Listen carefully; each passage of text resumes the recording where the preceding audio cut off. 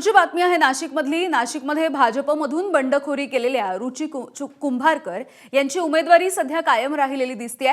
याचं कारण जाणून घेऊयात। भाजपचे माजी आमदार बाळासाहेब सानप यांचे पुत्र मच्छिंद्र सानप यांची रुची कुंभारकर यांना अर्ज मागे घेण्यासाठी त्यांनी विभागीय कार्यालयामध्ये आणलं होतं।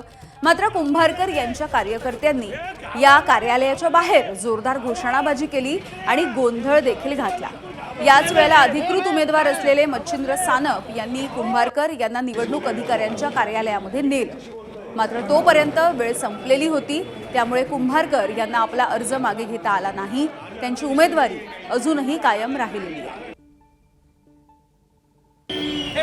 उमेदवार स्वतः लागतील याची सर्वांनी नोंद घ्या।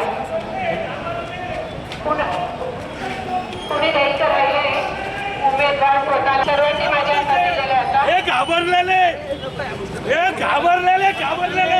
अहो इकडे या तुम्हाला घाबरलेले हे घाबरले अहो कोणी धरायचं नाही। सर्वांनी माझ्या हातात दिलेले आता हे घाबरलेले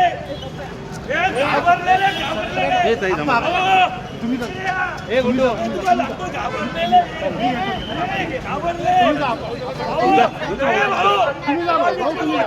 भाऊ घेतो आम्ही